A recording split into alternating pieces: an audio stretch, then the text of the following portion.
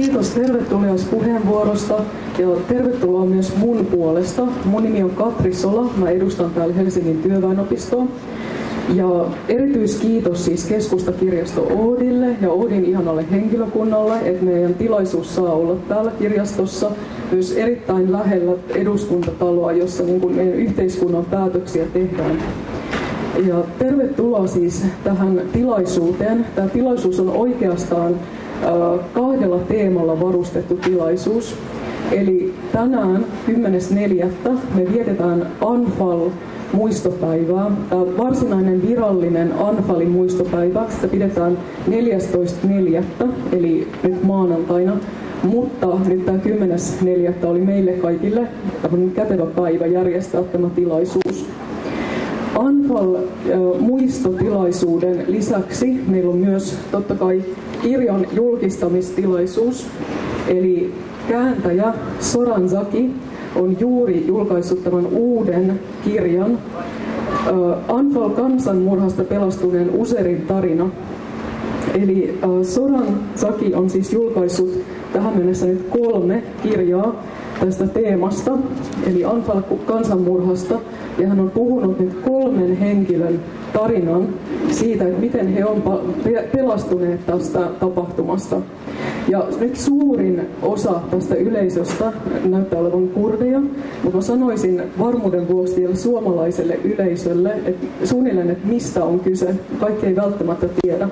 Eli tämä Anfal-sana viittaa siihen, että 1980-luvun lopulla Irakin valtio järjesti tällaisen massiivisen kansanmurhaoperaation kurdeja vastaan. Ja niin kun näitä operaatioita oli käynnissä niin kun useamman vuoden ajan. Ja tässä kansanmurhaoperaatiossa siis tosiaan murhattiin noin 1820 000 siviiliä myös, ja lapsia, vanhuksia ja kaikkia siltä väliltä. Näissä Zoran Zakin kääntämissä kirjoissa aivan ensimmäisessä oli pelastuneen lapsen tarina. Ja tänään me kuullaan myös lisää näistä niin kuin pelastumistarinoista. Meidän tilaisuuteen kuuluu sekä puheenvuoroja että myös musiikkiesityksiä. On hyvin ihana asia, että apulaispormestari Paavo Arhimäki tulee tänne meidän tilaisuuteen esittämään puheenvuoron. Kiitos, että pääset paikalle. Meille esittää musiikkia myös Goran Nezam Oud-ruuttusoittimella. Ja sitten me kuullaan totta kai vielä kääntäjä Zoran Zakin haastattelu, jossa hän kertoo tarkemmin näiden kirjojen kääntämisprosessista ja niiden sisällöistä. Kun nyt on kyseessä tällainen muistotilaisuus, niin mä haluaisin pyytää, että me pidetään 1 minuutin hiljaisuus kunnioittaaksemme tässä kansanmurhassa kuolleita henkilöitä.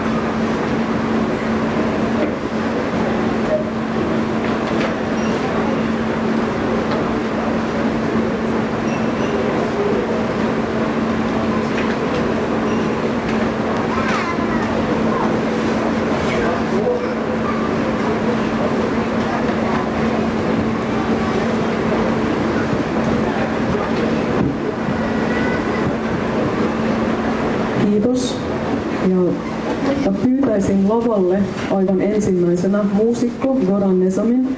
Hän soittaa meille tässä alkuun Oud-ruuttusoittimella. Tervetuloa.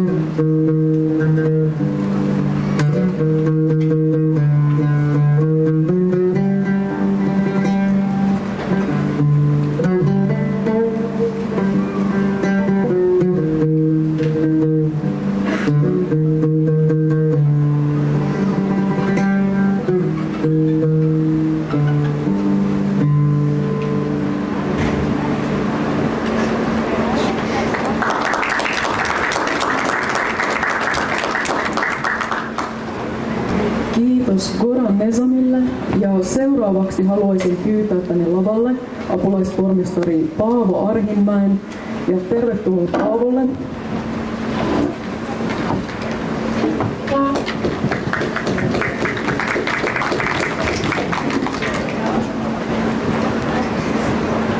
Hyvät ystävät, haluan tuoda Helsingin kaupungin ja erityisesti Helsingin kirjastojen tervehdyksen tähän tilaisuuteen.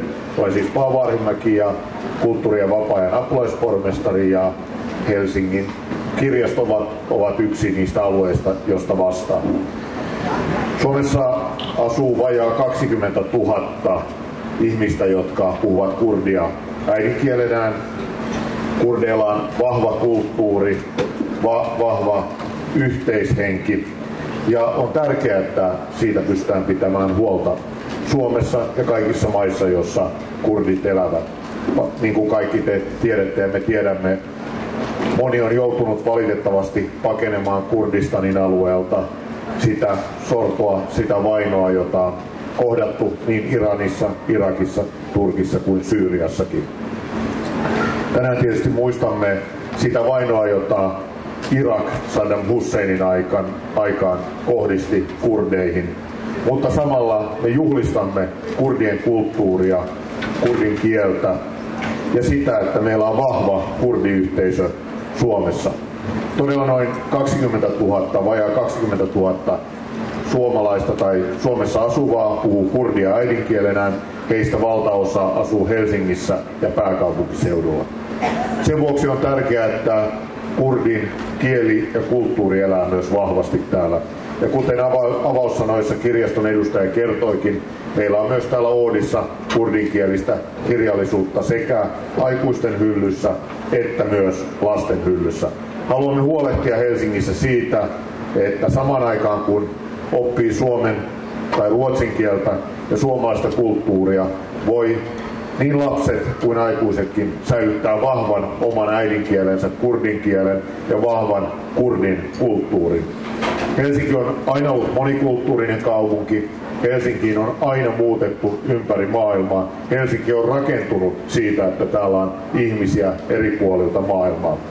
Itse puhuin nuoruudessa hyvin vahvaa stadinslangia, niin vahvaa, että kun aloin työskennellä valtakunnallisessa järjestössä, niin työkaverini sanoivat, että minun pitää opetella puhumaan suomea, jotta he ymmärtävät, mitä puhun.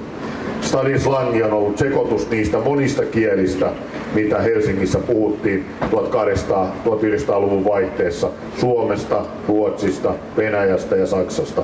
Ja tänä päivänä nuorten kielessä on paljon sanoja niistä maista, joista ihmisiä on muuttanut, niistä kielistä, joita Suomessa on, arabiasta, kurdista, somaliasta, monesta kielestä. Hyvät ystävät, on tärkeää myös puhua siitä, mitä Kurdistanissa on historiassa tapahtunut ja mitä Kurdistanissa tapahtuu tänä päivänä. Zoran Chaki on tehnyt arvokasta työtä siinä, että on suomentanut, kääntänyt kirjoja suomen kielelle, jotta me, jotka emme osaa kurdin kieltä, me pystymme tutustumaan kurdien historiaan, niihin tapahtumiin, joita Kurdistanissa on tapahtunut vuosikymmenien aikana, ja ymmärtämään sitä kautta sitä, miksi on tärkeää puolustaa kurdien oikeuksia, kurdien asemaa, kurdien mahdollisuutta rakentaa tasa-arvoista, oikeudenmukaista, demokraattista yhteiskuntaa Kurdistanin alueella. Aikaisemmin toimin 15 vuotta kansanedustajana selkäni takana olevassa eduskuntatalossa, ja siellä pyrin pitämään aina kurdikysymystä esillä ja nostamaan tietoisuutta kurdien tilanteesta niin Suomessa kuin Euroopassa kuin Kurdistanissakin. Ja samalla olen pyrkinyt tekemään Helsingin apulaispormestarin tehtävässä. Ja minulla on suuri ilo se, että me kirjastoissa voimme järjestää tilaisuuksia, voimme huolehtia siitä, että kurdien kulttuuri, kurdien kieli kukoistaa Suomessa ja Helsingissä. Se, mitä vielä erityisesti toivoisin, on se, että kurdin kielistä kaunokirjallisuutta jossain vaiheessa käännettäisiin suomen kielelle. Olen lukenut kurdien englanniksi kurdin kielistä käännettyä kaunokirjallisuutta, mutta niin kuin te hyvin varmasti tiedätte, niin vieraan kielen lukemisesta ei saa aina kaikkea niitä hienoimpia piirteitä esiin, mitä saa, kun omalla äidinkielellä voi lukea. Joten Zoran Chaki, kun on tehnyt upean työn siinä, että nostanut esille kurdien historiaa meille suomalaisille ja helsinkiläisille, niin tässä on minun toivomukseni kulttuurista vastaavana ja kirjastoista vastaavana apulaispormestarina, että me saisimme jossain vaiheessa lukea entistä enemmän myös kurdin kielellä alun perin kirjoitettua kaunokirjallisuutta. Näillä sanoilla toivotan teille hyvää tilaisuutta Helsingin kaupungin puolesta. Kiitän siitä työstä, jota teette täällä suomalaisen yhteiskunnan rakentamiseksi, ja pidämme esillä sitä, että jossain vaiheessa kurdeilla, joka on maailman suurin kansa ilman omaa valtiota, pitää olla oikeus vapauteen ja omaan maahansa. Joten näillä sanoilla tervehdin teitä Helsingin kaupungin puolesta.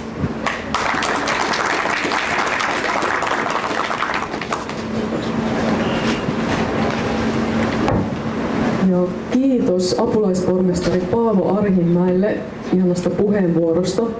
Ja nyt meillä seuraava ohjelmanumero on Sherko Bekäsin kirjoittama Lyhtyjen hautausmaa orkesteriteoksena. Ja me nähdään se täältä televisioruudulta. Ja se on myös suomennettu tekstityksinä suomen kielellä. Eli tämä olisi seuraava juttu.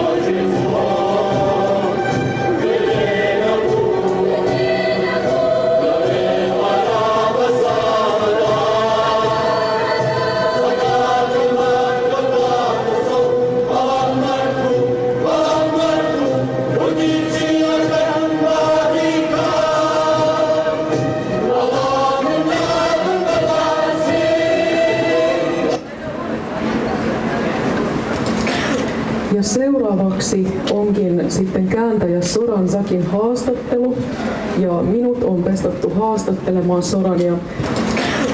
Ja seuraavaksi onkin sitten kääntäjä Soran Zakin haastattelu.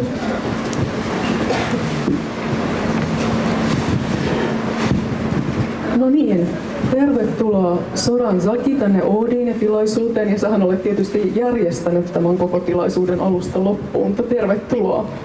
Kyllä, kiitos paljon. Hyvät ystävät, tervetuloa tilaisuuteen minunkin puolesta. Kiitos apulaispormestari Paavo Arhimäelle minunkin puolesta ja myös kirjastolle, ja aloitetaan. Hyvä. Me puhutaan tänään erityisesti tästä kirjasta, eli Anfal kansanmurhasta pelastuneen Uzerin tarina. Tämä on nyt edustaa trilogiaa tämä kirjasarja, eli aiemmin on ilmestynyt tämä Taimur, ainut Anfalista henkiin jäänyt, ja sitten tämä Saddamin luottomies, ja nämä kaikki 3 trilogian kirjaa on nyt esillä kunniapaikalla tässä pöydällä. Ja tässä aikaisemmin, kun me nähtiin tämä orkesteriesitys, niin sen on tietysti kirjoittanut kurdilainen runoilija Sherko Bekäs, ja sä olet aiemmin kääntänyt paljon tämän Sherko Bekäsin runollista tuotantoa. Ja kuten tässä myös näkyy, niin sä olet myös kääntänyt tällaisia lastenkirjoja. Mutta tämä Anfal-aihe ja tämä trilogia on paljon rankempi kuin nämä aiemmat suomennokset. Eli kysyisin tässä ihan alussa, että miten sä olet päätynyt kääntämään kirjoja ja just nämä 3 kirjaa tällaisesta rankasta aiheesta? No, kun puhutaan kurdeista, aina puhutaan rankasta asiasta, rankoista asioista. Ja tämä surullinen historia näkyy meidän runoudessa, kaunokirjallisuudessa. Eli myös kun olen suomentanut Sherko Bekäsin runoja, niissäkin on paljon myös Anfal-runoja. Ja tämä, mitä kuunneltiin, se on katkelma runosta, joka on yksi kirja, eli 200-sivuinen runo ja nimeltään Lyhtyjen hautausmaa. Eli näissä kaikissa on tätä. Se näkyy myös kirjallisuudesta normaalisti. Tämän kirjan, minkä näytit, se on poikani 10-vuotiaana suomentanut. Olen yrittänyt myös opettaa kurdin kieltä omille monikielisille lapsille. Sitten tämän kirjan ollaan käännetty minä ja poikani silloin, kun hän oli pieni siskolle. Sherkon runoja, yli 600 runoa on käännetty 5 teoksessa. Myös Sherko Bekäsin pojan Hallon runokirjan.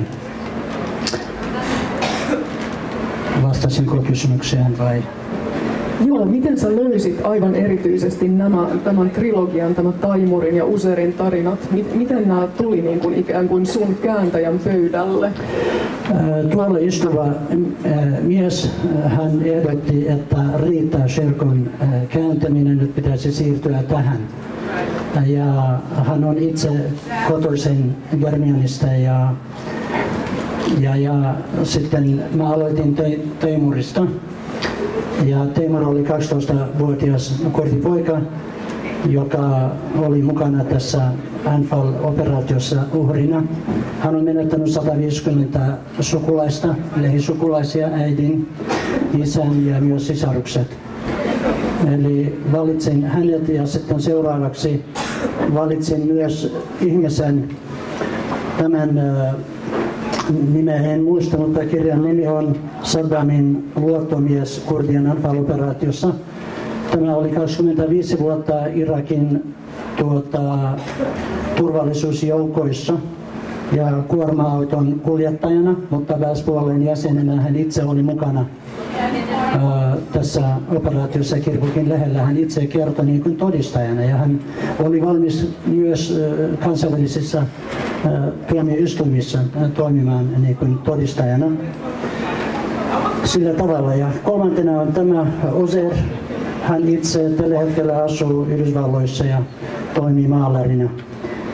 Hän oli mukana tässä uhrina Anfal-operaatiossa ja joutui ihan sinne niin kuin autiomaahan asti siellä, missä oli valmiiksi tehdyt nämä joukkohaudat. Ja hän oli autossa, autoa ammuttiin ja sitten hän haavoittui ja se on pitkä tarina. Pääsi eteenpäin, kuitenkin pelastui ja onnistui palaamaan Kurdistaniin. Joo, miten nämä 3 tarinaa on siis kerätty? Tai mä oon ymmärtänyt, että siis näiden kirjailija on tällainen Arif Kurbani. Eli miten hän on niin kuin, ikään kuin koonnut nämä tarinat yhteen ja miten nämä tarinat on kirjoitettu ylös? Arif Kurbani on tehnyt monta muutakin Anfal-kirjaa. Hän on itse Germianista kotoisin ja nämä kaikki olivat Teimur, Uzair ja myös Faraj ja Ramazan ja niitä on monta. Ne pääsi kiintiöpakolaisina Amnesty Internationalin avulla Yhdysvaltoihin vuonna 1996.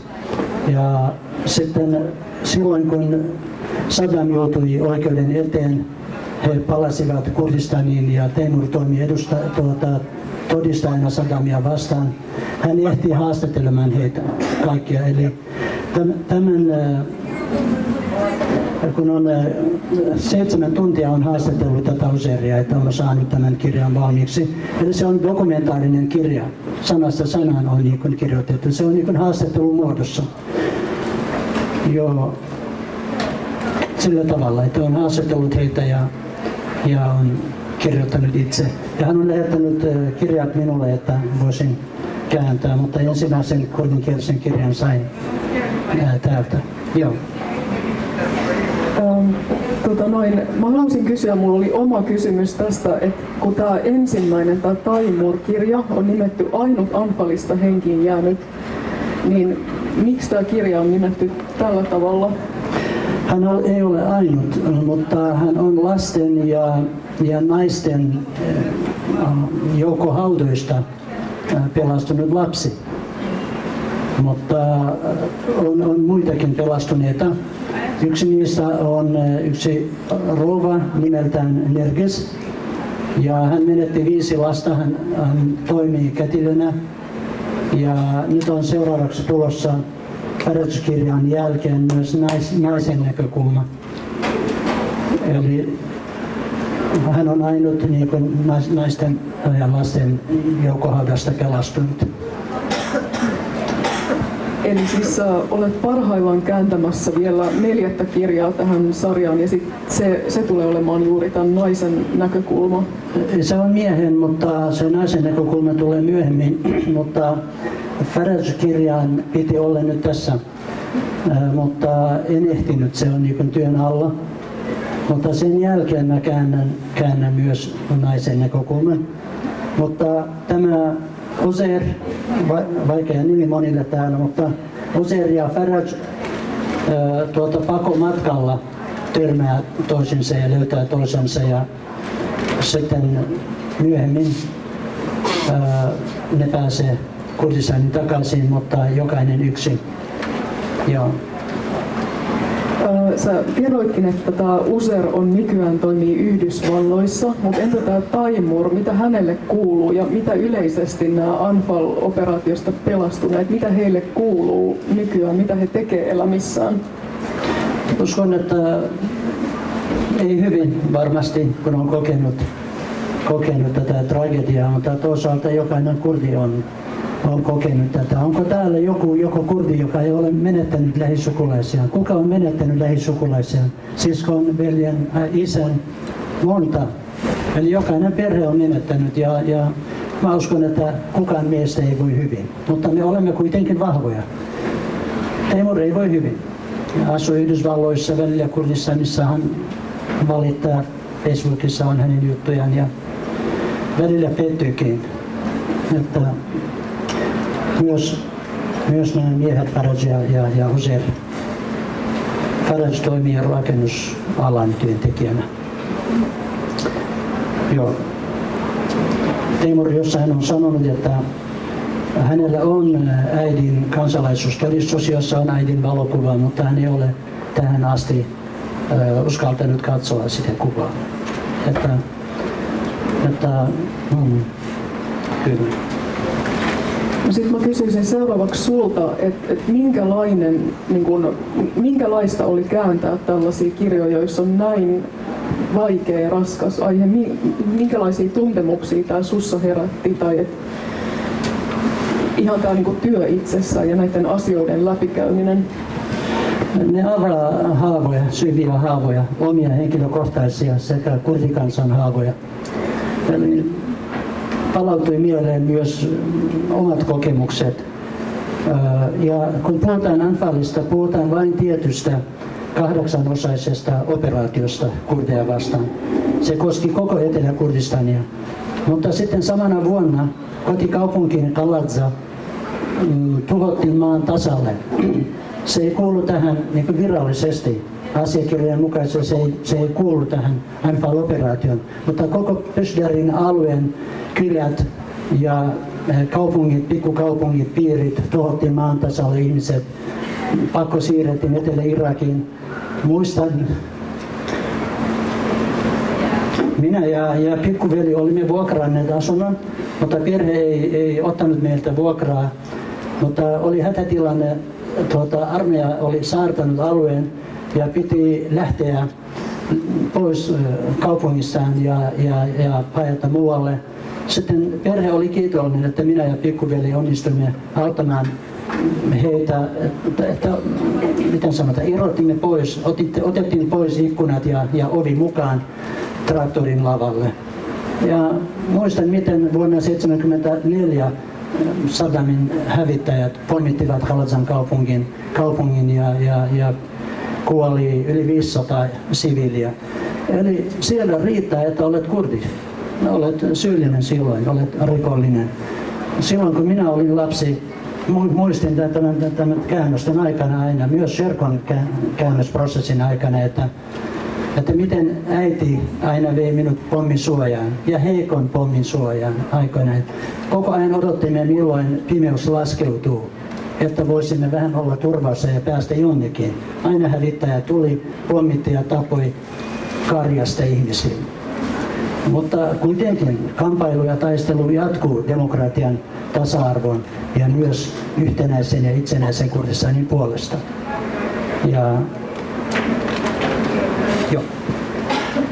Oletko miettinyt, että sä voisit joskus kirjoittaa myös sun omista kokemuksista, esimerkiksi oma elämänkerrallisen teoksen? Kyllä sekin on jonossa.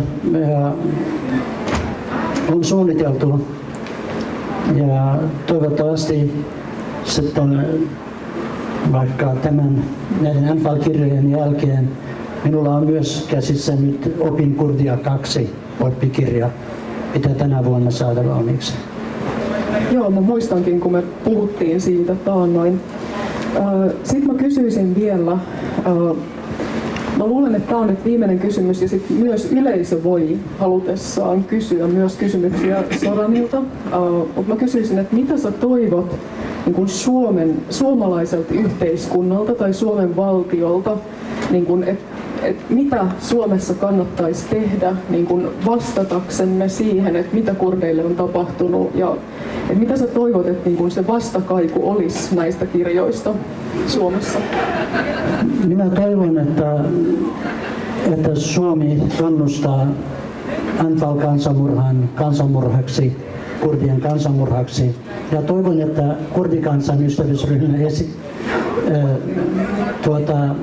vie asian eduskunnan käsittelyyn.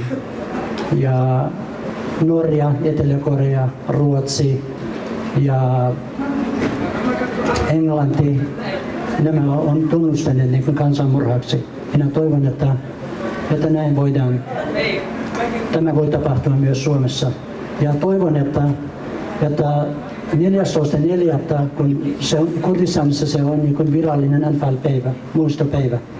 Toivon, että Suomessa muistetaan Anfalia myös virallisesti huhtikuun 14. päivänä.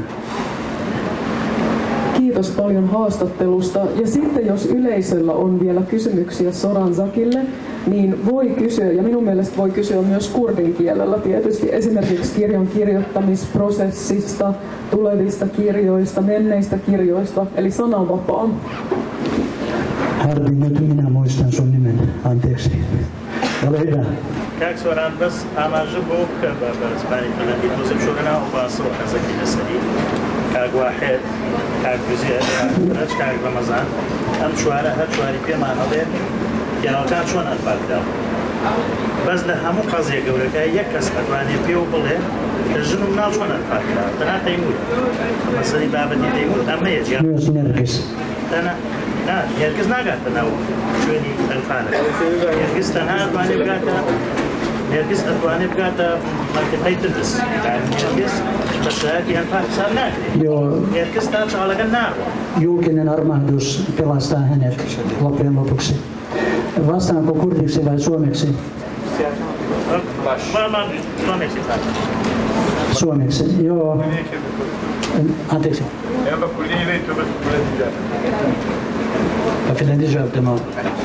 Joo, eli tässä sanottiin, että Uzair ja Faraj, Ramazan, Wahid, nämä on miesten nimiä. Ne on pelastuneet Anfalista ja ne kertovat eniten miehistä ja miesten. Hyvät ystävät, me käytämme myös anfaloitua verbiä. Me ollaan keksitty tämä ystäväni Maria Erosen kanssa. Maria on auttanut minua tässä käännösprosessissa. Anfaloitua on nykyään verbi suomen kielessä. Eli heitä on anfaloitu. Mutta sitten Teimur, kun lapsena oli äidin kanssa tämän operaation aikana, hän on nähnyt naisia. Hän on nähnyt, että Tobzalan nimisessä suuressa kasarmissa, sotilaskeskuksessa, miten naiset, kurditytöt on erotettu miehistä ja miten heitä on kohdeltu sillä tavalla. Mutta Teimur on käännetty ja sitten yritetään kääntää, mutta myös täällä, myös Suomessa on paljon semmoisia nuoria, jotka osaa suomea paremmin kuin minä. Minä toivon, että muutkin tulevat mukaan. Sedellä on todella kiire. Ja aika on vähän ja on vanhentunut. Joo. Muita kysymyksiä? تسخش كاك سرعان من روش شوية كاك الجكسك أو كملا من وزول جرينجا الجيرانوي أنفالا من خومي تشيك بوملا كسكان كلنا أنفالا أبو أو كاتا تملكي جنجي بيش مركبو وأنفالي شوار اللي ستا هشتاي بو نوتي أنفالي شوار هموي كده بكوي بروسكا يعني لا بشويكي وبرا لرانا من دس خوشية قبل همو برادران ولو كسابي كليرانا براستي ما عندو بون جناب دوانا دبا سشوار كز لو حالة تدا بون منا أمرو لرانا بشويكي تواو أو داستانا مع جراتا چونكا كاريگري شوان جرانوي أو داستانا بوستر زماني في لندي ياخد أمرين بتايبتي وأم دوستاني كليرا في لندي كان زور بقوة تبع شرطة في لندي كان وديرن بو إيما كاريگري كي تواو دبو زور دس خوشتم لكم فعلا دوكس لا خزمو كساني يما لا توبزاو غرانو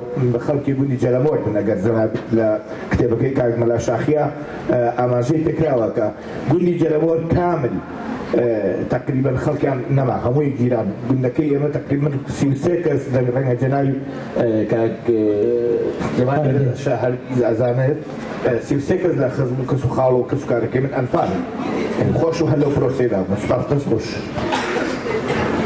Kiitos Hiua. Ja oikeastaan yksi tilaisuus ei riitä siihen, että puhutaan Anfalista. Se vaatii laajaa keskustelua. Ja tänään meidän aikataulumme on rajoitettu ja sitten on kiireisiä ihmisiä ja pitäisi siirtyä eteenpäin. Mutta syksyllä me järjestetään toinen tilaisuus. Silloin on kesäkuun lopussa on Sardashin kaupungin kemiallisten pommitusten muistopäivä. Minä toivon, että Faraj-kirja tulee valmiiksi silloin. Me voidaan silloin puhua muistakin kurdien kansanmurhasta, vaikka Dersimistä. Eli se on suurin sotilaallinen operaatio kurdeja vastaan, siviilejä vastaan, mutta se ei ole ainoa. Valitettavasti nyt ei ole enempää aikaa jatkaa. Tässä toinen puhuja tulee, vai mitä? Joo, mä luulen, että me ollaan ihan hyvin ajoissa tässä ja aikataulussa. Joo, jos jatketaan se. Joo, jatketaan vaikka haastattelua sitten syksyllä. Syksyllä jatketaan. Joo. Minä haluaisin ihan lopuksi sanoa muutaman sanan kurdiksi. Ja katsotaan, ymmärrätkö myöhemmin, mä kysyn. Joo. بخير من دوستان برز سرچاو بدا خوش مارمان کم امرو راسي همو لاپريكي روجميري كردستان بريتي لبريني كول وعنوان بيرخاتو همو روجه هرسا سوشا سفنز روجكا والله مينا قلت بهيزين وبردوان بين الخبات اخوان بوغيشت بو امان جمان يوادارم لموضوع هاوكاري ويكتينان زياتر به والله ميكشد من الليرة پیداگیری لسر کمیلجویه که لهشتاکان و انفال نهاتو انفال زیاتر 1400 ساله هي لدبركا بتابتي لولاتي اما تنها لروي جاستيو فيزيكي وانفال نكراوي لروي فرهنجيو لروي مجدوشو اما باكتاو كراي باكتاو زماني باكتاو فرهنجي هر اوشا كيسا اما لباشوري كردستان مداخوا لو شويني كبرين هر دولكان لوين باشقشيكي فرهنجي زور مان كدو او گورسانی جنانی بینام نشان لسلیمانی همیشه برین قوة دڵی منە کولێنێتەوە هیوادارم ئێمە شۆڕشی ئێمە لە دژی داگیرکەران لە دژی فاشیزم لە دژی ئەنفالانە ئەبێ فرە ڕەهەندوو بێ ئەبێ بوارە فەرهەنگیەکەشمان لەبەرچاو بێ لێرەوە سڵاو و ڕێزم هەیە بۆ خزم و کەسوکاری قوربانیانی ئەنفال و هەڵەبجە و سەردەشت و هەموو کوردستان هیوادارم ئەم باسە بتوانین بەرینە پارلەمانی وڵاتەکەمان فینلەند و تۆزە برینەکان ساڕێژ بن. زۆر سپاس دووبارە بەخێر بن.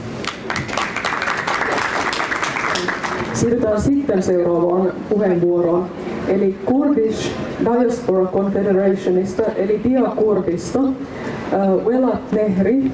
Pyydän hänet lavalle tänne pitämään puheenvuoron. Eli tervetuloa Velat Nehri. Minä tarkistan, että onko Jussi lähettänyt nyt viestin, jos hän on lähettänyt, sitten kuunnellaan.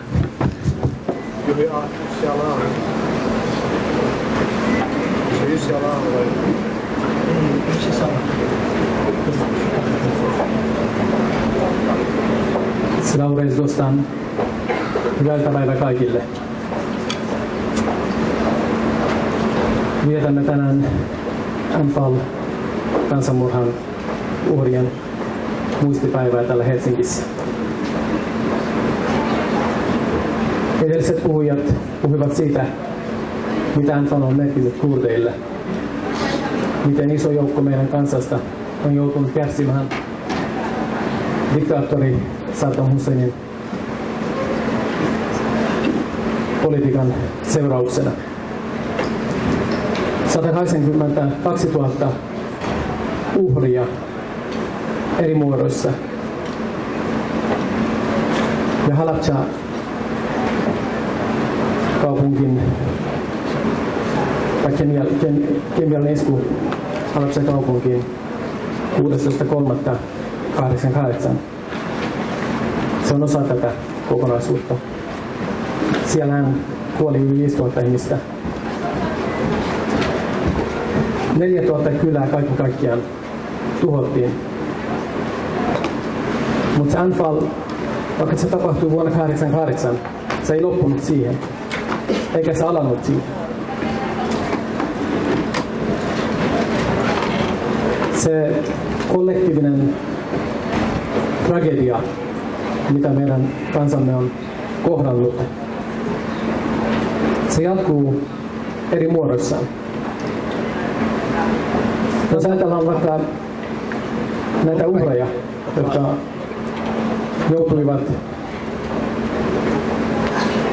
joukkohautoihin, ja ne, jotka pelastuivat, heidän sukulaiset, heidän omaiset,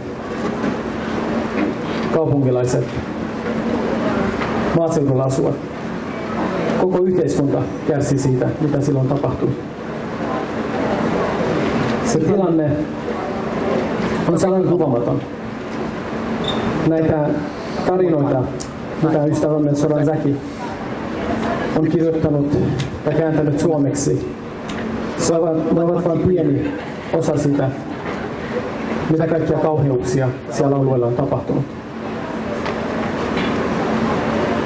Kurdien kansanmurha, siellä on hyvin pitkä historia ja se on tapahtunut hyvin eri vuoroissa. Mitä voin todeta siihen historiaan tutkimuksen, mitä itsekin olen tehnyt ja mistä olen myös kirjoittanut suomeksi. Vuoden 1514 jälkeen, eli yli 500 vuotta sitten, kun Kurdistan jaettiin kahteen osaan ottomanien ja persialaisten toimesta. Siitä lähtien kansamme on joutunut kärsimään koko alueella. Siellä on tapahtunut sotia näiden imperiumien välillä, nimenomaan Kurdistanin maaperällä. Ja kumpikin osapuoli, kun on käynyt sota, kurdit ovat olleet se ryhmä, joka on kärsinyt eniten siellä. Jos tullaan myöhemmin vuosiin 1800-luvulle, jolloin Kurdi-emiraatit tuhottiin, siellä yhtä lailla kurdeihin kohdistuu massiiviset hyökkäykset, jossa niin siviilit kärsivät, ihmiset kuolivat. Ja kurdikulttuuri joutui myös sen kansanmurhan näiden operaatioiden uhriksi. Tullaan myöhemmäksi 1800-luvun loppupuolelle kurdien kansannousut. Ja siitä eteenpäin 150 vuotta kurdit ovat taistelleet omien oikeuksien puolesta. Kymmeniä erilaisia kansannousuja miehittäjiä vastaan. Mutta miehittäjien politiikka on ollut nimenomaan kurdien hävittäminen. Ja se kansanmurha on tapahtunut eri muodoissaan. Vaikka Anfal, Halabja, ISISin iskut 2014 ja kaikki mitä on tapahtunut 1890-luvulla, niin kymmeniä. Me ollaan kirjoitettu siitä Kurdistan itsenäisyyden kynnyksellä kirjassa yhdessä Kristian Koivusen kanssa muun muassa. Ja muun muassa myös nämä tarinat, mistä tänään olemme keskustelemassa. Niitä on niin ollut valtavasti ja eri puolille Kurdistania. En mä voi syyttää yhtä maata tai pelkästään vaikka Saddam Hussein hallintoa, vaan tätä on tapahtunut Turkissa, Iranissa, Irakissa ja Syyriassa. Ja se ei vaan tapahtu sodan muodossa, se tapahtuu myös politiikan muodossa.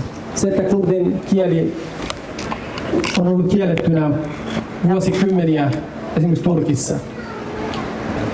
Se, että Syyriassa kurdeilta evättiin kansalaisuus. Se, että Imam Khomeinin hallinto julisti pyhän sodan kurdeja vastaan. Ja ne kaikki, mitä tapahtuu Saddam Hussein aikana ja aivan viimeisinä on ISISin iskut kurdeja vastaan, erityisesti jazideihin kohdistunut. Ja toisaalta ne kaikki päivittäiset pommitukset, mitä Turkki ja Iran tekevät niin maan sisällä kuin rajojensa ulkopuolella. Nämä kaikki on osa sitä pitkään jatkunutta kurdien kansanmurhaa. Näistä on kirjoitettu hyvin paljon eri kielillä ja mä oon erittäin iloinen, että ystävämme Zoran Zaki on ollut kääntämässä näitä myös suomeksi, että ne kaikki kauheudet, mitä meidän kotimaassa on tapahtunut ja ne syyt, miksi me olemme joutuneet jättämään kotimaamme ja muuttaa Suomeen muun muassa, että mistä se kaikki johtuu. Mutta tänään emme ole vain muistamassa, mitä on tapahtunut. Meidän pitää toimia. Ja mä olen oikeastaan ylpeä meidän yhteisöstä ja meidän ystävistä, jotka ovat olleet viemässä tätä eteenpäin, ovat olleet puhumassa tästä, ovat järjestäneet kymmeniä mielenosoituksia, tapahtumia, tilaisuuksia. Mutta meidän pitää tehdä vielä paljon enemmän, jotta meidän viesti, meidän tragedia, se kaikki mitä olemme kokeneet, kuultaisiin ja saisimme maailman tuen meidän oikeutetulle vaatimukselle saada itsemääräämisoikeus niin kuin kaikilla muilla kansoilla maailmassa on. Vuonna 2015, itse asiassa 11.4.2015, huomenna tulee kuluneeksi tasan 10 vuotta siitä päivästä, jolloin luovutimme eduskunnalle vetoomuksen tunnustaa kurdien kansanmurhaa. Vetoomuksen yhteydessä oli 3097 allekirjoitusta. Kansanedustaja Ilkka Kantola, mikä oli silloin kansanedustajana, otti meitä vastaan. Ja siitä on video YouTubessa, voitte löytää ja katsoa sitä nimellä kurdien kansanmurha. Sitä on viety eteenpäin ja meillä on onneksi muutama vuotta sitten perustettu kurdikansan ystävyysryhmä eduskunnassa. Ja heidän kanssa olemme myös keskustelleet ja ystävämme Soran Säki myös on tästä puhunut.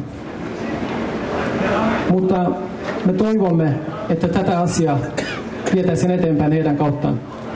Meidän on jatkettava kirjoittamista tästä. Meidän pitää järjestää tapahtumia. Meidän pitää saada enemmän ja enemmän ystäviä, jotka tietävät tästä ja ovat mukana yhdessä meidän kanssa viemässä tätä asiaa eteenpäin. Lopuksi osoitan lämpimät kiitokset tästä tilaisuudesta ja minä toivon, että jatkamme tätä yhteistyötä, jatkamme puhumista tästä, jatkamme kirjoittamista tästä. Kiitoksia.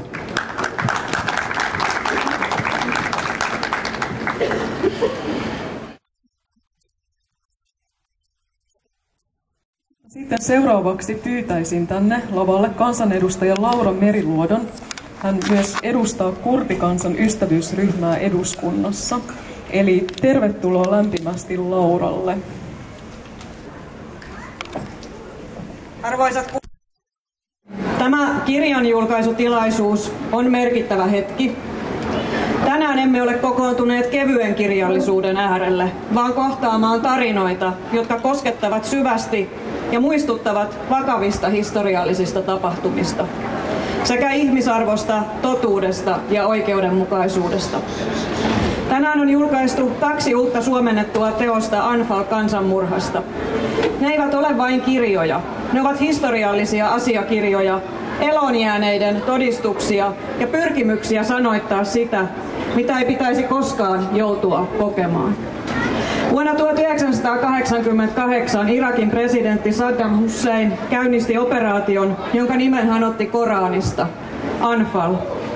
Tämä nimi annettiin kansanmurhalle, jossa tuhottiin järjestelmällisesti Etelä-Kurdistanin kyliä ja perheitä.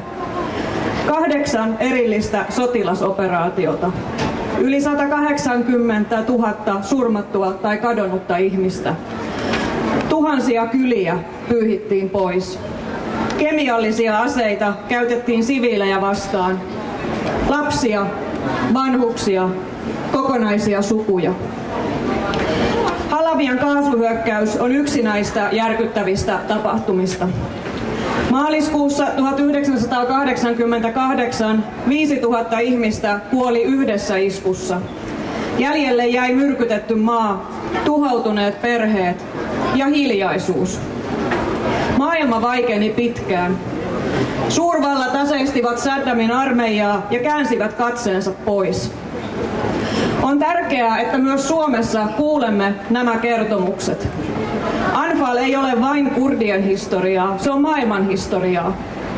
Se on muistutus siitä, mitä tapahtuu, kun valta saa tappaa ihmisiä ilman seuraamuksia. Se on muistutus siitä, miksi ihmisoikeudet eivät ole itsestäänselvyys.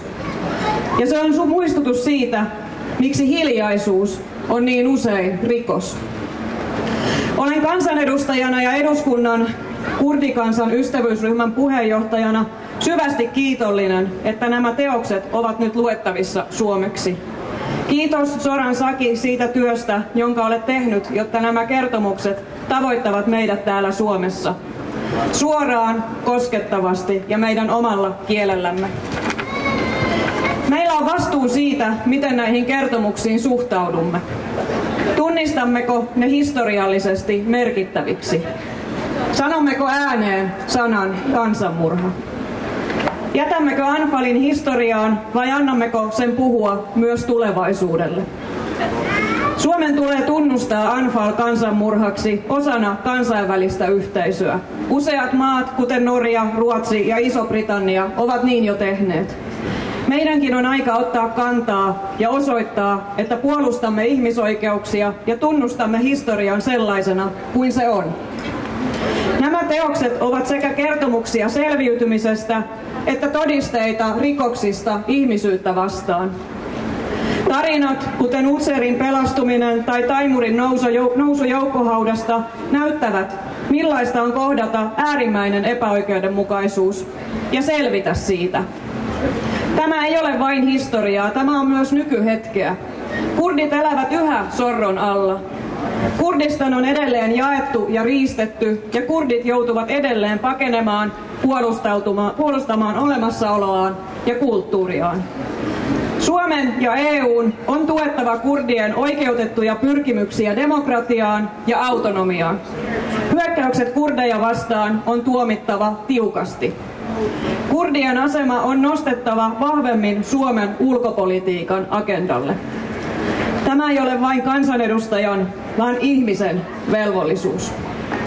Kun nämä tarinat on kerrottu, meillä ei ole enää varaa kääntää katsettamme pois. Tänään emme ainoastaan julkaise kirjoja. Me tunnustamme historian ja annamme äänen niille, joita se yritettiin viedä.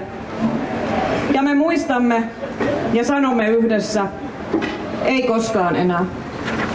Kiitos.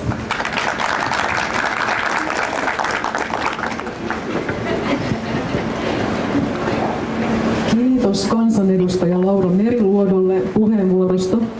Ja sitten seuraavaksi pyytäisin uudestaan Goran Nezamin tänne lavalle soittamaan uudia.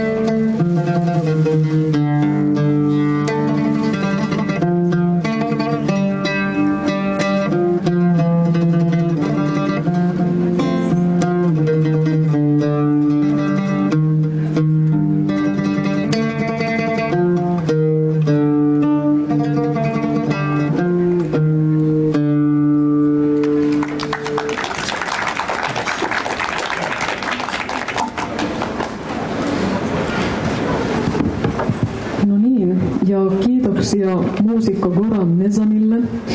Ja seuraavaksi mä pyytäisin lavalle kansanedustaja Kimmo Kiljusen. Ja Kimmo on luonut pitää meille puheenvuoron aiheesta ihmisoikeudet Lähi-idässä, joten lämpimästi tervetuloa. Kiitokset. Omalla tavallaan vaikuttava hetki tulla kirjastoon, Suomen suurimpaan ja omalla tavallaan jopa kauneimpaan ja näyttävimpään kirjastoon. Mukava tavata teitä Suomessa asuvia vaikuttavia kurdeja ja sitten solidaarisuuden osoituksena täällä on myöskin paikalla muita. Ja minun ainoa viestini, isoin viesti on teille solidaarisuutta. Erittäin paljon solidaarisuuden tunnetta ja Tanfalin muistopäivä, joka ensi viikolla kertoo tietysti järkyttävissä mittasuhteessa, miten maailma makaa, miten ihmisoikeuksia, perustavimpia ihmisoikeuksia kunnioitetaan ja seurataan. Olen otettu tästä kirjasta. Kiitokset, sain sen. Minun into tulla tähän tilaisuuteen pelkästään, että saan tämän kirjan. Tämä oli minulle arvokas asia. Me olemme kirjastossa. Kirjasto on paikka, johon me keräämme tämän suomalaisen kulttuurin, maailman kulttuurien arvokkaimmat asiat, se muistitieto. Ja haluaisin sanoa tästäkin kirjasta sen keskeisimmän viestin. Kansakunta ilman historiaa on kansakunta ilman muistia. Ja sen viestin sisältö on siinä, että vaikka me rakennamme tulevaisuutta ja menneisyyteen, ei pidä jäädä kiinni. Jos et sinä tunnista menneisyyttäsi, valitettavasti sinä toistat sen. Ja maailman historia on täynnä tätä toistamisen tarinaa, tragediaa tragedioiden perään. Ja sen takia teidän on ja meidän kaikkien koettava solidaarisuutta ja teidän on muistettava, kiitos kirjan kädessä, sekin tapahtuma, mikä on järkyttävä kurdien historiassa kaiken kaikkiaan. Minä näen tuossa edessäni tuon Kurdistanin kurdien yhteisen lipun, joka on yhdistämässä teitä. On ne sitten missä tahansa osassa sitä niin sanottua 4 kurdien asuttamaa maata. Teitä on paljon muuallakin kuin siellä Lähi-idässä. Eikö tuo Mahadapadin lippu sieltä 1940-luvun lopulta, kun se oli hetken itsenäinen se Mahadapadin tasavalta siellä Iranissa kurdialueella. Ja siitä se on teille jäänytkin yhteisiksi kansallisiksi tunnuksi siitä huolimatta, että kurdit, niin kuin me suomalaisetkin, olemme myöskin eri seuraisia. Meillä on erilaisia poliittisia liikkeitä, erilaisia näkemyksiä, teillä on myöskin täysi oikeus siihen, mutta tuo on teille kuitenkin se yhteinen tunnus, joka kautta linjan yhdistää teitä symbolina, niin kuin Suomen lippu yhdistää suomalaisia. Ja se on sitten niin monessa maassa kiellettyä tavaraa. Miksi? Siksi, että te olette maailman suurin kansa ilman tunnustettua valtiota. Sehän se tässä on se järkyttävä osa. Ensimmäisen maailmansodan jälkeen teille luvattiin, niin kuin muillekin luvattiin, itsenäisyys suurvaltojen toimesta. Tuo itsenäisyyslupaus ei koskaan pätenyt. Te ette saaneet sitten, kun tämmöisen irrottautuneen, joku sanoi separatistisen liikkeen seurauksena saitte hetkeksi tuon tasavallan aseman ja tietysti olette Irakissa saaneet sitten näin autonomisen aseman ja rauhassa kanssa tähän sisällissotaan liittyen tietyn tyyppisen autonomisen hallinnollisen aseman. Mutta edelleenkin se on tunnustamatta se, että 30 miljoonaa kun teitä on, jos olette laittaa tarkemmin, minä en niitä tarvitse muista, niin se on Lähi-idän 4. suurin kansakunta, voidaan näin sanoa, arabien, turkkilaisten ja iranilaisten jälkeen on kurdit. Ja käsittämätöntä, että te olette edelleenkin vuoristoturkkilaisia tai jotain muita nimikkeillä liikkuvia ihmisiä, joilla ei ole oikeutta itsenäisyyteen, itsehallintoon, oikeuteen, kansan suvereniteettiin, niin kuin se teille kuuluisi. Ja siksi tämä on tärkeää, että te tunnistatte tämän oikeutenne, itsemääräämisoikeuden mahdollisuuden, ja sehän teille pitäisi pystyä suomaan tavalla tai toisella, miten tahansa se löytyykään. Tietenkin, minä sanon aina, rauhanomaista tietä.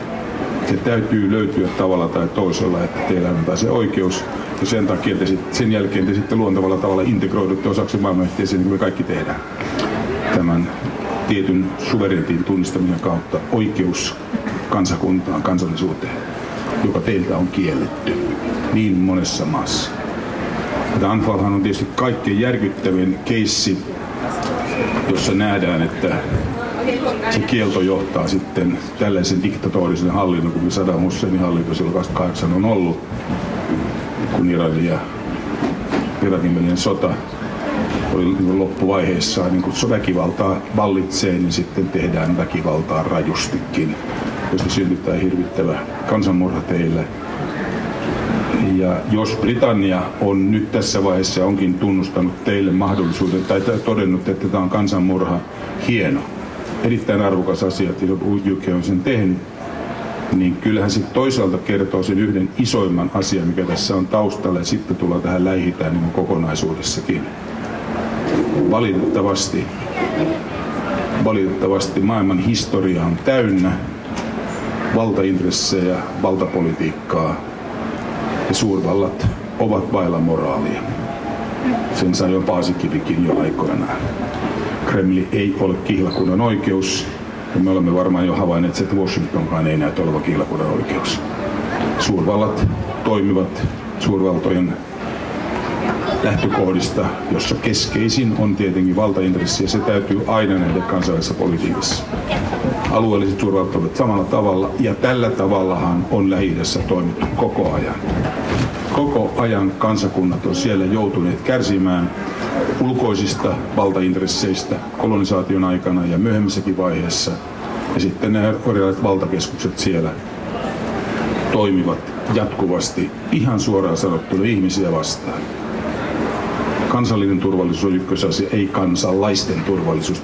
Valitettavasti tätä samaa keskustelua käydään kaikkialla maailmassa tällä hetkellä, kun voimapolitiikka on ottanut tilan, niin me ollaan vaikeuksissa. Lähi-idä on yksi niitä ruutitynnyreitä, niin kuin on sanottu, tietysti usein sen viitataan tähän Palestiinan kysymykseen.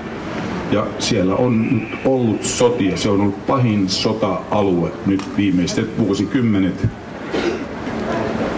Ja useimmiten niissä sodissa on tavalla tai toisella suuret toimijat, ulkopuoliset alueen suuret toimijat vaikuttamassa. Ja sitten siellä on ollut ihmisoikeusloukkauksia kautta linjan. Niitä me voidaan ruveta luettelemaan läpi tässä, mutta se on ehkä tarpeetonta käydä niitä läpi.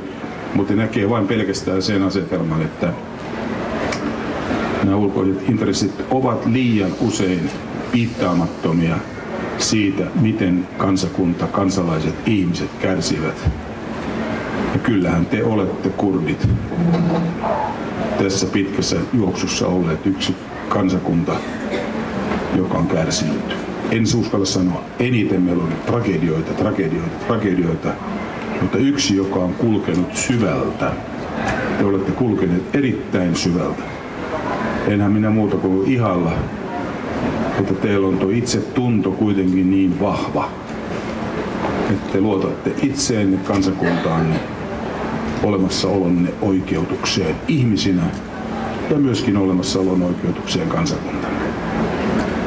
Niin kuin sanottu, niin tämä Lähi-idän tilanne, kun tämä oli ikään kuin tähän aiheeksi annettu, niin kyllä se kulminoituu nyt isoilla kirjaimilla tähän Palestiinan asemaan ja siihen, miten yhtä lailla palestiinalaiset ovat kansakunta, joille luvattiin itsenäisyys, oikeus kansallisuuteen kansakuntana myöskin sen ensimmäisen maailmansodan jälkeen. Myöskin ihan samoissa tilanteissa. Itse asiassa Britannia lupasi sen samanaikaisesti myös juutalaisille. Ja lopputulos on, että he ottivat itse koko aluehallintaansa. Eli tämä on semmoinen korni-asetelma siellä.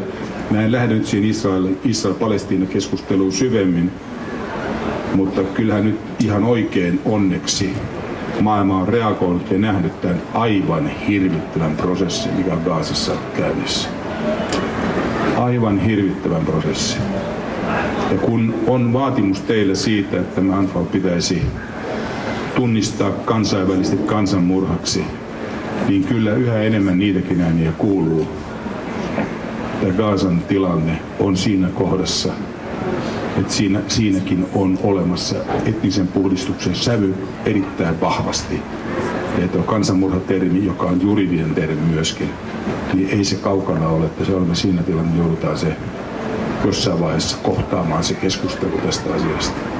Mutta meillä on muita. Syyria on yhtä lailla. Kyllä ihmisoikeusloukkausta on rajuja Syyriassa tällä hetkellä. Monella tavalla nähdään niihin taisteluihin yksityiskohtiin lainkaan, koska me voidaan niitä käydä läpi. Libanonissa on vaikeuksia.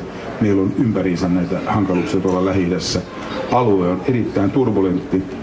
Ja nyt on vaan kysymys siitä, onnistuttaisiinko jollain tavalla löytämään sopu niin, että oikeus kansalliseen identiteettiin turvattaisiin myöskin niille väestöryhmille, joille sitä ei aidosti ole annettu. Ja nyt tässä kohdassa tulee tietysti 2 kansakuntaa ehdottomasti tässä esille, joilta se puuttuu se identiteetin tunnustaminen. Te olette se suurempi, palestiinalaiset ovat se pienempi. Väkiluvultaan pienempi, mutta tietysti poliittiselta merkitykseltään suurempi, koska siinä on myöskin uskontojen kohtaaminen, kulttuurien hyvä kohtaaminen ja valtapolitiikka aidosti. Ehkä mä lopetan tämän puheenvuoroni siihen, että vaikka mä oon ollut vähän pessimistissävyinen tässä mun puheenvuorossa, niin pessimismi johtuu siitä, että se kysymyksen asettelu, mikä minulle annettiin, ihmisoikeuksien kunnioittaminen Lähi-idässä, niin on liian paljon järkyttävyyttä siinä prosessissa sen läpikäynnissä. Niin ehkä se optimismi on toisenlainen. Ehkä mä otan sen näin päin. Nyt en puhu Kurdistanista. Minä olin Jerusalemissa, olin Lähi-idässä, vierailemassa Israelissa ja Palestiinassa. Keväänä vajaa vuosi sitten. Ja tapasin siellä sekä palestiinaishallinnon edustajia että myöskin Knessetissä juutalaisten keskeisen myöskin turvallisuusviranomainen monemmilta puolilta. Kävin sekä siirtokunnissa että kävin myöskin UNRWAn pakolaisleireillä. Kävin Länsirannalla ja näin sen valtavan jakolinjan. Siinä maassa on tällä hetkellä vain perustunteena se viha, katkeruus ja pelko. Sekä juutalaisten puolella, Israelin puolella että palestiinalaisten puolella. Tuntuu täysin toivottomalta löytää ratkaisua, kun vihan kulttuuri hallitsee. Kumpikin osapuoli ei luota lainkaan, toisinsa historia on liian raskas. Enkä lähde syyttämään nyt ketään teosta, mitä matkan varrella on tapahtunut. Väkivalta sikiä ja väkivaltaa, sikiä kostoa tai jatkuva koston kierre, ja se ei alkanut 7. lokakuuta. Se ei ollut se päivä. Tässä on melkein 100-vuotinen historia. Vakavasti se varmasti on alkanut ainakin, jos ei sitä aikaisemminkin. Eli mennään 1940-luvulle Israelin valtion muodostumiseen. Tämä ei ole se tarina, mutta onko sille olemassa ratkaisu?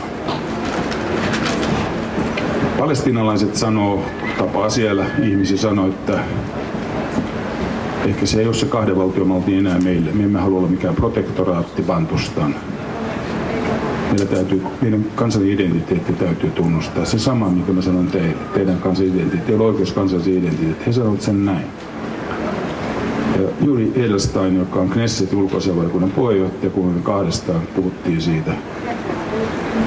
Ja mä kerroin hänelle näin, että kyllä minä sen tunnistan, että teille juutalaisille nämä terrori-iskut, mitä on Hamas tehnyt, ne on teille eksistenssikysymys.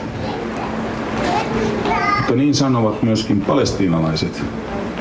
Teidän juutalaisten ekspansio siirtokuntineen kaikkineen on heille eksistenssikysymys. Ja mitä hän mulle sanoi? Kimmo, me juutalaiset asumme täällä ja me tulemme asumaan täällä. Minä tiedän, hän jatkoi, palestiinalaiset ovat asuneet täällä. He asuvat täällä. Ja he tulevat asumaan täällä. Tämä oli isot sanat. Minä olisin seisomaan, katsoin hänelle kädestä kiinni. Hän on siis Likud-puolueen oikeistosiivellä oleva lähellä, no en sano oikeisto vai ei, mutta on lähellä mahdollisesti yksi Netanyahun seuraajaehdokkaita, josta on paljon puhuttu. Se oli isot sanat häneltä. Mä sanoin, että sinähän sanot ratkaisu. Sinähän sanot ratkaisu. Te asutte täällä yhdessä. Sopikaa keskenään, miten tämä hoidetaan yhdessä asuminen. Mutta turvatkaa toisillenne ne perusoikeudet ihmisinä, ihmisoikeudet, mistä täällä on teemana. Ja oikeus myöskin kansalliseen identiteettiin. Se riittää. Ei tässä tarvitse yhtään enemmän. Nyt tulee se, mitä mä haluan teille lopuksi sanoa. Näin pitkään mulla tämä johdanto kesti. Nousin Öljymäellä. Katsoin alas Jerusalemiin. Mulle tuli kyyneleet siinä hetkessä. Kuinka on mahdollista? Kuinka on mahdollista, että minun silmieni edessä on 3 valtauskonnon pyhimmät paikat. Juutalaisten Iikkumuuri on tuossa. Sen päällä Aksa-temppeli. Muhammedin taivaalle, ei temppeli vaan moskeja. Eli muhammedilaisten, islamilaisten 3. pyhin moskeja. Ja tasan 300 metrin päässä on kristikunnan pyhin paikka. Minusta absoluuttisesti henkiseltä voimaltaan kaikkein jaloin kirkko, Jeesuksen hautakirkko Golgatalla, jossa on koptikristityistä ortodokseihin, katolisiin, kaikki erilaiset uskonnolliset omilla saleilla, rukossaleilla ja kirkkosaleilla varustettu kirkko. Aivan uskomattoman, tulee 600-luvulta rakennettu paikka. Mä näen ne kaikki yhdessä yhdellä silmällä. Miten on mahdollista, että tämä paikka, juuri tämä paikka, on sodan, ristiriitojen, väkivaltaisuuden, vastakkainasettelun paikka? Koska nehän on kaikki puhuvat samasta asiasta. Haetaan mystisestä todellisuudesta, että omaa käsitystä, intuitiota, mikä se on se totuus. Ja siitä totuutta ei ole kenelläkään muulla kuin teillä jokaisella sielussanne. Se on juuri se oikea kulma teille. Kunnioittakaa toinen toisianne. Ja olen 100% varma, että se päivä tulee, jolloin Öljymäeltä katsotaan tuota paikkaa, Jerusalemia, vanhaa kaupunkia, sovun, reconciliation, vuorovaikutuksen, keskinäisen kunnioituksen paikkana. Ja tähän me rakennamme tämän yhteistyömme, ja tällä minä myöskin haluan sanoa, että te teette ihan juuri samalla tavalla. Kiitos tästä tilaisuudesta.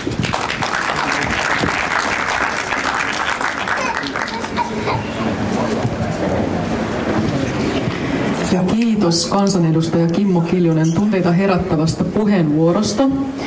Ja mä pyytäisin seuraavaksi lavalle järjestöaktivisti Serva Khalilin. En ole täysin varma, lausunko nyt nimen oikein, mutta meni oikein. Tervetuloa lämpimästi. Yes, kiitos vaan. Tosiaan kiitokset kutsusta tänne tilaisuuteen. Mut pyydettiin tänne puhumaan, koska mä oon itse nyt tällä hetkellä kunta- ja aluevaaliehdokkaana Vantaalla ja olen toiminut pitkään täällä Suomesta puoluetoiminnassa. Ja mä voisin vähän alkuun kertoa tästä mun omasta historiasta. Mä oon siis tosiaan 3-vuotiaana joutunut perheeni kanssa lähtemään pakoon Iranista. Sieltä me muutettiin Turkkiin, jossa me Irakiin, jossa me asuttiin noin 1,5 vuotta. Ja kurdina sitten Saddamin aika paljon koettiin sitä vainoa, mitä kaikki kurdit kokee. Ja vanhemmat siinä kohtaa totesivat, että meillä on 2 pientä lasta, halutaan heille parempi tulevaisuus ja on perusteet kuitenkin turvapaikkaa, että lähdetään sitten Turkkiin hakemaan sitä. Ja Turkissa me vietettiin noin 1,5 vuotta myöskin. Mä olin silloin 4-5-vuotias ja mulla on aika vahvasti jäänyt sieltä mieleen se turvattomuus. Kurdina siellä oli paljon semmoisia alueita, missä pienelle lapsellekin sanottiin, että nyt pitää olla ihan hiljaa, että kukaan ei saa kuulla, että me ollaan kurdeja, koska siitä voi käydä huonosti. Ja mä muistan siellä ne kaikki mellakat ja muut, mitä erityisesti kurdeihin sitten kohdistui. No me tultiin sitten vuonna 1996 Suomeen ja mä aina puhunkin niinku elämästä ennen ja jälkeen Suomen, että tuntuu, että lapsuus olisi alkanut vasta sitten kunnolla täällä Suomessa.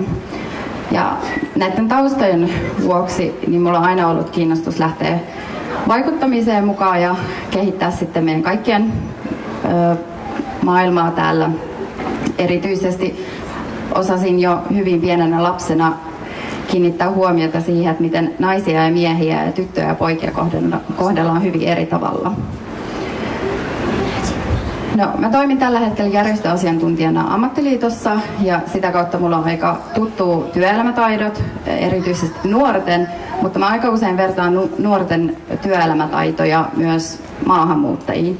Ihan samalla tavalla kuin nuorelle suomalaiselle, kantasuomalaiselle pitää opettaa niitä työelämätaitoja, niin aika moni maahanmuuttaja tulee hyvin erilaisista lähtökohdista tänne Suomeen ja ne kaikki traumat ja kokemukset siellä lähtömaassa voi vaikuttaa hyvin merkittävästi siihen, miten sitten kotoutuu tänne esimerkiksi Suomeen. Kurdien kotoutumiskokemukset vaihtelee aika paljon sen mukaan, että tuleeko Iranista, Irakista, Turkista vai Syyriasta. Iranista ja Irakista tulevat on hyvin vahvasti poliittisia, tullut kiintiöpakolaisina tänne Suomeen, kun sitten taas Syyriasta ollaan tultu enemmän 2010-luvulla sotapakoon.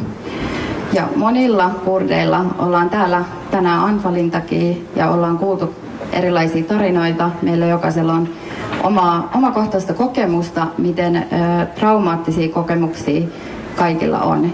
Ja mä uskon vahvasti, että ne vaikuttaa siihen, että miten kotoutuu sitten tänne Suomeen ja saa esimerkiksi töitä. Osa kurdeista oppii kielen nopeasti ja työllistyy tosi hyvin, mutta sitten kielimuurit aika usein hidastaa etenemistä ja tänne yhteiskuntaan sopeutumista. Suomen kieli on oikeasti aika vaikea. Ja eri sukupolvilla on myös hyvin erilaiset kokemukset. Mä oon itse ollut 6-vuotias, kun mä oon tänne tullut, niin mua ei voi verrata henkilöä, joka on tullut tänne vaikka 40-vuotiaana ja hyvin erilaisin kokemuksin. Ja yleensä just nuoremmilla tai Suomessa syntyneillä onkin sitten paljon paremmat mahdollisuudet pärjätä esimerkiksi täällä työmarkkinoilla, vaikkakin saattaa olla hyvinkin paljon esteitä työllistymiselle esimerkiksi. Ja sen mä haluaisin nostaa esiin, että kurdinaiset erityisesti on hyvin aktiivisia opiskelussa ja yhteiskunnallisessa toiminnassa, erityisesti nuoremman sukupolven edustajat. Et hyvin monia maahanmuuttajia kun vertaa, niin kurdit on hyvin poliittisesti aktiivisia, enkä yhtään ihmettele, koska meillä on hyvin vahva historia. Kurdiyhteisö täällä Suomessa on hyvin tiivis ja se on hyvin tärkeää sen kannalta, että mitä me voidaan sitten täältä vaikuttaa kurdien asemaan ympäri maailmaa tai täällä Suomessa. Ja haluaisin lainata Velatia tässä, että meidän pitää nyt toimia. Ja ei riitä, että me toimitaan täällä yksin, vaan me tarvitaan myös kaikki suomalaiset ja kaikki muut kansalaiset mukaan. Mä oon hyvin monissa mielenosoituksista ollut täällä Helsingin keskustassa, missä sitten on kyse kurdien asemasta vaikka Irakissa tai Syyriassa tai mistä tahansa. Ja yleensä mä näen siellä pelkästään kurdit. Jos me halutaan oikeasti ja aidosti vaikuttaa, niin me tarvitaan siihen myös laajemmin kantasuomalaista väestöä, myös kaikkia muitakin maahanmuuttajia. Esimerkiksi Kimmo Kiljunen tuossa puhui Palestiinasta. Palestiinan takana on nyt hyviä monia eri kansalaisuuksia huolimatta taustoista, koska heitä yhdistää se ajatus siitä, että kansanmurhaa ei tule toteuttaa. Ja näin mä uskon vahvasti myös, että kurdien kohdalla on, ja siksi me tarvitaan kaikki muutkin tähän näin mukaan. Joo. Kiitoksia mahdollisuudesta puhua.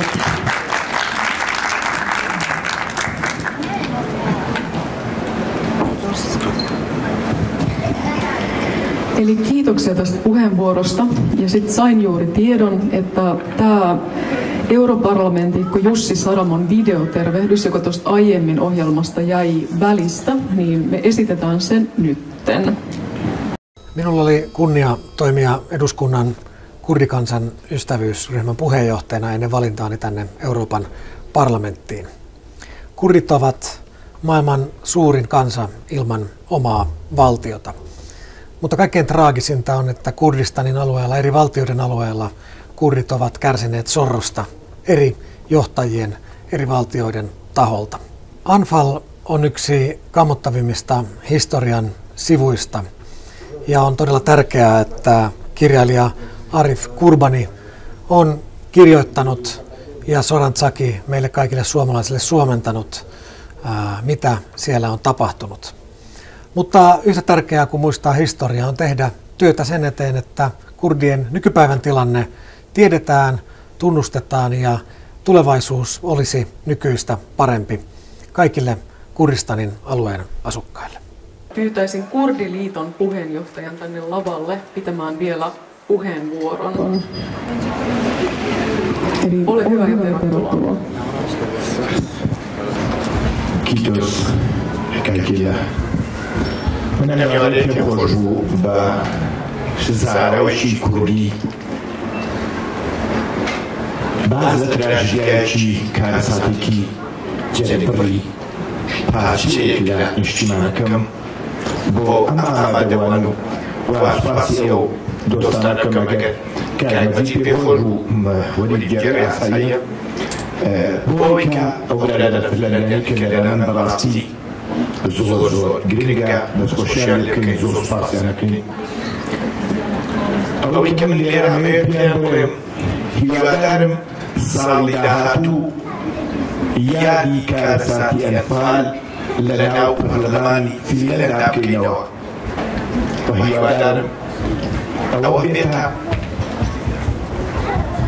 تایبەتمەندێک و ساڵی داهاتوو یادی کارەساتی ئەنفال لە ناو پەرلەمانی فینلەندا بکرێتەوە چونکە زۆر گرنگە ئێمە ئەو دۆستە پەرلەمانیانە من خۆم یەکێکم لەو کەسانی کە لە ساڵی 1986 دوایەوەیکە کۆمەڵێک لە گوندەکانی گەرمیان و کوردستان بەدەرکی نێبارانێکی کەوتن دوای بەخۆخاندنیان و ساڵی 1988 لە کارەساتی جیمابارکردنی دوو گوندی مەناوچەکە من بە شاڵاوی ئەنفالی چوار کە گوندی بۆ عەسکەرەکە جیماباران کرا ئەوەی کە ئەتوانین بیڵین خەڵکی هەموو گوندانی کە لەو ناوچەیە بەداخەوە چوار دەورەی مەنتیقەکە هەموو گیرا بوو تەنها دوو ڕێگا لەبەردەما بوو یان مانەوە شارکردن ئێمە وەکو ئەو کاتە وەکو پێشمەرگە بەڕاستی شەڕێکی زۆر کرا ماندووبوون لە هەموو ناوچەکان کوردانێکی زۆر پێشمەرگێکی زۆر خەڵکانێکی زۆر لە خەڵکی مەدەنی لە ژن و منداڵ بۆیە ئەگەرمانەوە تا بۆ بژێنەوە لەو کاتەدا کە کۆتەرەکان میژێ بەنا ئاسمانی ناوچەکەدا سریان دەبەست و بەدوای کوشتنی خەڵک و هەرچی کابرگا تراکتۆر بووە خەڵک بووە منداڵ بووە ژن بووە ئێوارەیەکیان کە ویسمان کۆمەڵێ وەکو پێشمەرگە ویسمان کۆمەڵێ لەو خەڵکانە ژن و ناڵەکان ڕزگار بکەین بینێرین بەرەو شارەکان بۆی کە چۆنێک بێ ژن و ناڵەکان ڕزگاریان بێ ئەوەی کە هەرگیز لەبیرم ناچێتەوە لە کاتی بەرگرتنی ئەو خەڵکەدا خانوێکم بینی منداڵێ دەبولێنانە ئەو خەڵکە هەموومان لەوێدا دەڕۆژین ئەو خانمە وەی جەستێک ماڵەکەی بینی لە جەستێک هاتبوو بە دەرەوە دایکم یادی بەخێر کراسێکی خۆی هەڵگرت و کردێبانی هاوکاری کرد بۆیە زۆر لەو خەڵکانە لەوێنانە بەداخەوە لە برسا یا شەریک بوون یا کەوتنە بەر شاڵاوی ئەنفال و زیاتر لە 33 کەسی ناوەڵەکەی من خاڵۆزا و کەس و دۆست و ئازیزانی من و ئازیزانی هەموو ئەم دۆستانە بەرەو شاڵاو کارەساتباری ئەنفال کەوتونە مێژوویەکی هەتا بڵین کارەساتبار من لێرە میوانەیە پێخۆشە لێرانە هەم تێبینیەک هەیە بۆ ئەو دۆستانی کە بۆ ساڵی داهاتوو یان بۆ ئەم کارەساتە لە چواردەی چواری ساڵی داهاتوودا بتوانین لە پەرلەمانی فینلەندا یان کارەساتی ئەنفال بکەینەوە بەداخەوە ئێمە وەکو کورد داخلگیرانە لە هەموو کاتەکاندا کارەساتە ناخۆشەکان زوو لەیانکەین چونکە بۆ بەداخەوە نەماتوانی ئەو کارەساتە خەتەرناکەرەوە لێ بکەین کە لە داهاتوودا دووبارە نەبێتەوە وەنەوەکانی داهاتوومان فێری ئەو هەدەبە نەتەوەی نیشتیمانیەکی جوانێ بکەین کە لە وڵاتەکاندا بتوانێت ئەکتیڤێکی تەواو جوان و نیشتیمان پەروەری دروست بکەین بۆیە هیوادارم ئێمە وەکو کوردانی فینلەندا توانین یەکتو دەبارەیەکی تەواو باشتر بۆ ساڵی داهاتوو بەرنامەیەکی سەرکردی بوو. سوپاس بۆ بانکردنتان، سوپاس بۆ کاتە بۆ منیش. خدمەت. 7 aikaan on kurdenkielinen tilaisuus jatkuu vielä. Eli meillä on niin tällainen paneelikeskustelu kurdinkielellä. Varsinkin ne kurdikansaa edustavat henkilöt, jotka on nyt parhaillaan ehdokkaina vaaleissa, niin tulevat tänne keskustelemaan kurdinkielellä. Eli tervetuloa sinnekin, ja vaikka olisitte suomenkielisiä, ettekä osaisi kurdia erityisen paljon, niin tämä kielihän on hyvin kaunista ja hienoa kuunnella myös, vaikka ei kaikkea ymmärtäiskään. Ja myös Soran Zaki tässä sanoi myös sellaisen jutun, että tässä lopussa voisi myös olla avointa keskustelua, että kuka tahansa, joka haluaa esittää puheenvuoroja tai kysymyksiä erityisesti Soranille, niin tässä olisi hyvä tilaisuus sellaiseen. Haluaisitko vielä sanoa tähän loppuun puheenvuoron? Kiitän omalta osaltani kaikkia osallistumisesta ja kiitos myös kutsuvieraille ja puhujille. Jos joku haluaa sanoa kurdiksi tai suomeksi, sanoa jotain, on tervetullut tänne. Varazan eli kase shtikiä perseria biaksi shtikata panilla kadaspeaka. Dr. Leila Merlati halki رجعت كردستان وهني كردستان وبتابتي شاري جنيه عزيز مع السقس يشمي شارش جنجان آزادي فرمولي بخير سلااو ڕێزم هەیە لە خزمەتان ئازیزان زۆر بەخێر بێن بۆ ئەم بەرنامە باشە پێش لە هەر شتێک من دەستخۆشی لە کاک سۆران زەکیەکەم لەو دۆستە بەڕێزە فەنلەندیانە بەداخەوە من تازە هاتووە هێشتا زوانی فەنلاندی نازانم بەڵام پێم وایە سوئالی زۆر هەیە کە مەجرحیکەین من لە بەرنامەیەکە لەگەڵ کاک سۆران زەکی لەسەر مەسئلەی ئەنفال بە هەروە لەسەر کارەکانی قسەمان بوو وتوبێژمان بوو دیارە سوئالی زۆر هەیە بەڵام ئەوەی کە بۆ من گرنگە کاک سۆران ئەوەیە کە پێتان وایە هەروە کە دۆستەی شارەی کرد پێتان وایە کە ئەم مەسئلەی ئەنفال بە ئەوەی کە وەکو شتێکە داکیومنتێک وەکو کارێکی حقوقی چێتە پارلەمانی ئەوروپا و بتوانن لەسەر ئەوە کار بکەن. من چەند سوئالم هەیە گرفتن لەسەر جوابیتم مەمنونە فەرموویتان.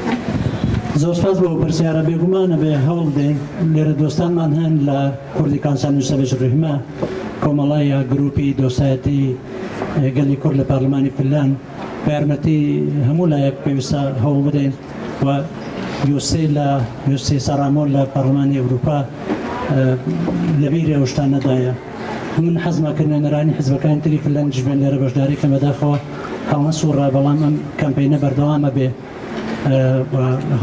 بێ هەوڵی خۆمان بدەین.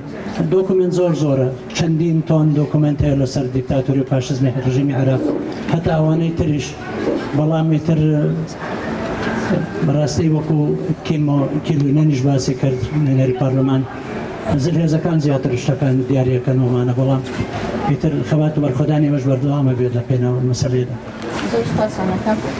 زۆر سپاس هیچ مەسئلەی تر هەیە ئێمە بەجز ئەو ژێنۆسایدە و ئەنفالەکە بە سوورەتی فیزیکی ئەنجام درێت و دیارە بۆ بەتایبەت لە مەخسووسن لە نەهادهای بینالمەلەلیە تعریفێکی تایبەتی خۆی هەیە وەختێکە قسە لە ژێنۆساید دەکەین و ئەنفال نمونەیەکە لەو ژێنۆسایدە تعریفێکی تایبەتی هەیە وەکو دیوانی بینالمەلەلی کەیفەری بە نەهادهایەکە لەگەڵ یا هەن لە کۆمەلگای نێودەوڵەتیش برسمیت ناسرات یعنی نسل کشی یا جنوساید به رسمیت ناسرات بداخل به هوی زورو بداخل لکردستان و اوشتی که لکردستان لباشوری کردستان پیشت تا به این رو به جنوساید ناسرات و بو خوشی کشه که بو کرد بلام یک مسئله که هی من پیم خوش آماجه و کم و اوش وی که آیست به تایبت آیست لام بارود وقت وی بزرگ نوی جینا نو ایکیتر نو ایکی جیاواز لجنوساید خلیکه لکردستان پیشته او جنوسایدا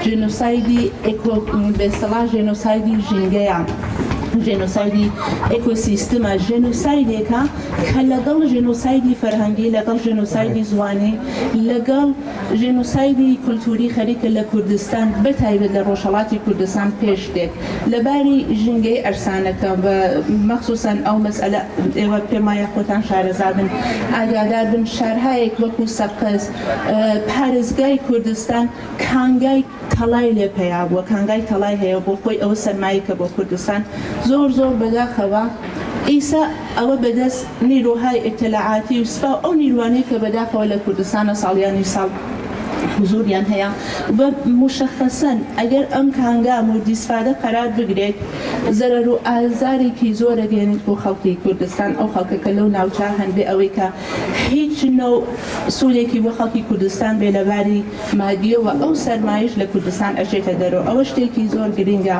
بەخشێکی تریش لە مەسئلەکە ژێنۆسایدی زمانیە لە کوردستان پێشتێ پێش هاتووەیانی خەریکە کەداوام پەیاکاش وە منزورم ئەوەیە کە منزور لە ژێنۆسایدی زمانی ئەوەی کە مەربوط بە بەستەڵاح پەروەردە و ئامۆزشە لە کوردستان چون بە زمانی فارسی ئەنجامەگیریە بەتایبەت جێلی نوێن نەسلی نوێن دووچاری کێشێ بە قەیرانێک بووە کە کەمتر ئەتوانێ وەکو زمانی دایکی خۆی لەباری پۆسپۆریۆ ئامادە بێت ئەوە کێشێکی پێم وایە زۆر گرنگە بە پێم خۆشە کات سۆران جنابتان لەو بوار بەتایبەت لەسەر ئەو ژێنۆسایدی زمانیە کە من و جنابیشتان دەکەێت کە لەسەر قسەمان بووە لەسەر وتوبێژە لە رادیۆ دیالوگ پێم خۆشە لەسەر ئەو ژێنۆسایدی زمانیە کە خۆتان وەکو مامۆستایەک ئاماژەتان پێکرد لێرە زۆرتر ئەو شتە باسکەن کە واقعاً ژێنۆسایدی زوانی لە کوردستان چۆنە چۆن ئێوە جنابتانەی بێنن فەرموون.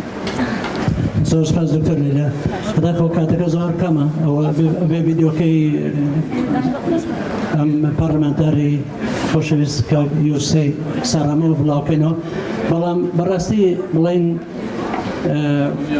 هەوڵ و کاری داگیرکەرانی کوردستان